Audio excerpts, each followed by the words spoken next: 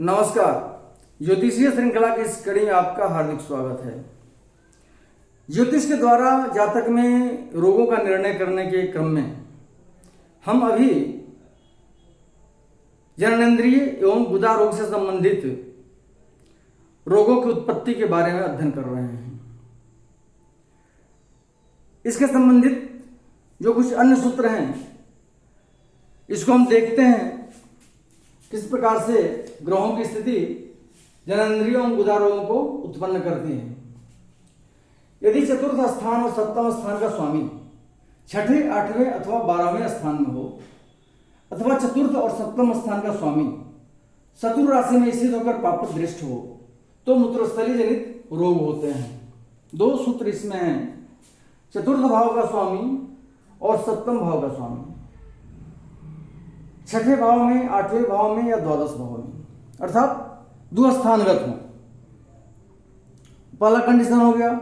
दूसरा कंडीशन हो गया कि चतुर्थ स्थान का स्वामी और सप्तम स्थान का स्वामी अपने शत्रु राशि में स्थित हो, दोनों ग्रह, और पाप दृष्ट हो, पाप ग्रहों की दृष्टि उन पर पड़ रही हो, तो ऐसी स्थिति में मूत्रस्थली जनित रोग जातक को होते हैं।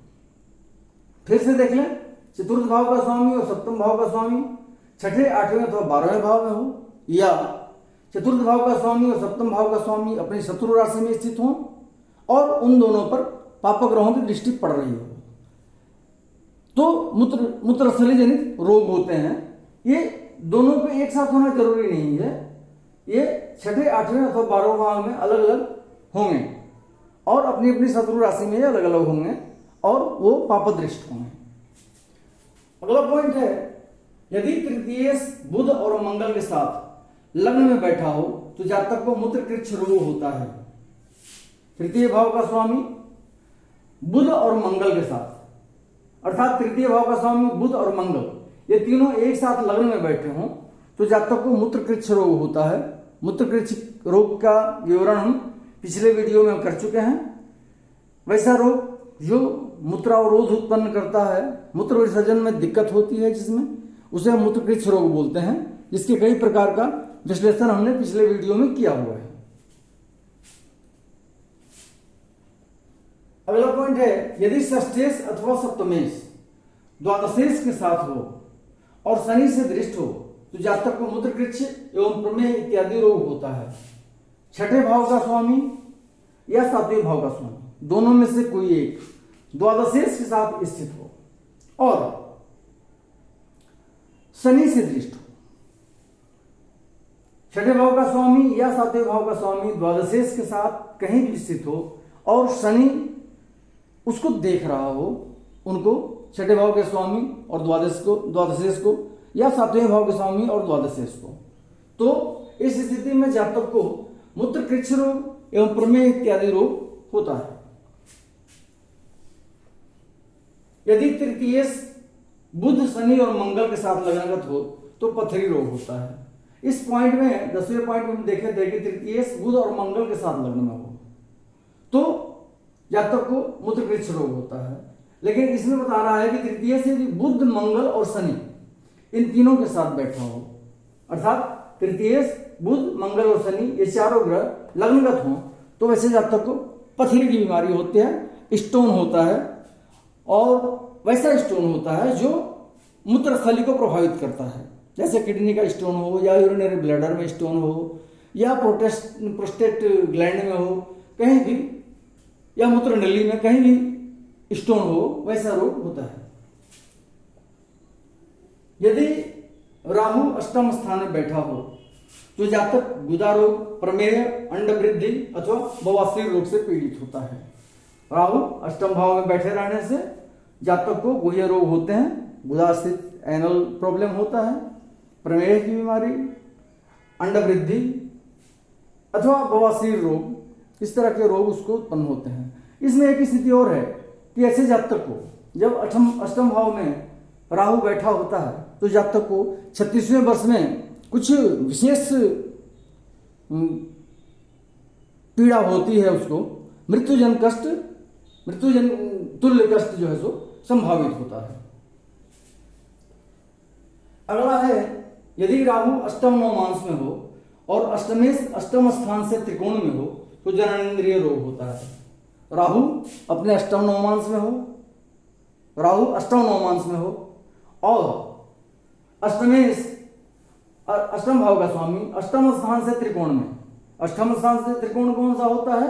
द्वादश भाव और चतुर्थ भाव, ये अष्टम से त्रिकोण होते हैं। अष्टमेश अपने अष्टम स्थान से त्रिकोण में स्थित हो और राहु अष्टम नवमांश में स्थित हो तो वैसे जातक को जननेंद्रिय रोग होता है। यदि लग्नेश और द्वितीय शुक्र के षडवर्ग में हो तो जननेंद्रिय रोग होता है। लग्न स्थान के स्वामी और द्वितीय भाव के स्वामी शुक्र के षडवर्ग में अर्थात वृष के अथवा तुला के षडवर्ग में, 6 वर्गों में इन राशि में स्थित हो, इनके षडवर्ग में हो वो, तो जातक को जननेंद्रिय रोग होता है। अगला पॉइंट है, यदि शुक्र षष्ठ, अष्टम अथवा द्वादश भावगत हो या षष्ठेश के साथ हो तो जननेंद्रिय पीड़ा होती है। शुक्र द्विस्थानगत हो, 6ठे भाव में, 8वें भाव में या 12वें भाव में स्थित हो, या शुक्र कहीं भी 6ठे भाव के स्वामी के साथ बैठा हो तो ऐसे जातक को जननेंद्रिय में पीड़ा होती है। यदि षष्ठेश और लग्नेश बुध तथा राहु के साथ हो तो जातक को जननेंद्रिय रोग होता है।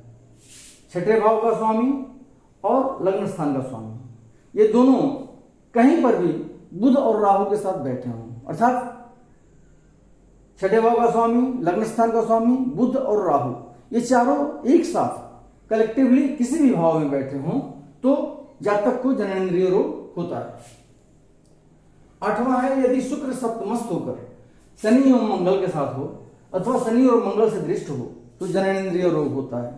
क्या है? शुक्र सप्तम भाव में स्थित होकर के शनि और मंगल के साथ हो, अर्थात शुक्र सप्तम भाव में बैठा हो और शनि और मंगल भी उसके साथ बैठे हो, या शुक्र सप्तमस्थ होकर के शनि और मंगल से दृष्ट हो। उदाहरण कुंडली में देख सकते हैं कि शुक्र सप्तम भाव में बैठा हुआ है और मंगल चतुर्थ स्थान से अपनी चतुर्थ दृष्टि शुक्र पर डाल रहा है और शनि दसम भाव में बैठ करके अपनी दसम दृष्टि शुक्र पर डाल रहा है। इस स्थिति में जातक को जननेंद्रिय रोग होता है। फिर से देख लें हम लोग, शुक्र सप्तमस्थ हो, उसके साथ मंगल और शनि बैठा हो, या शुक्र सप्तमस्थ हो और उस पर मंगल और शनि की दृष्टि पड़ रही है, दोनों की दृष्टि पड़ना अनिवार्य है, तो ऐसी स्थिति में जातक को जननेंद्रिय रोग होता है।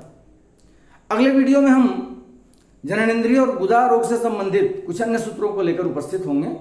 नमस्कार।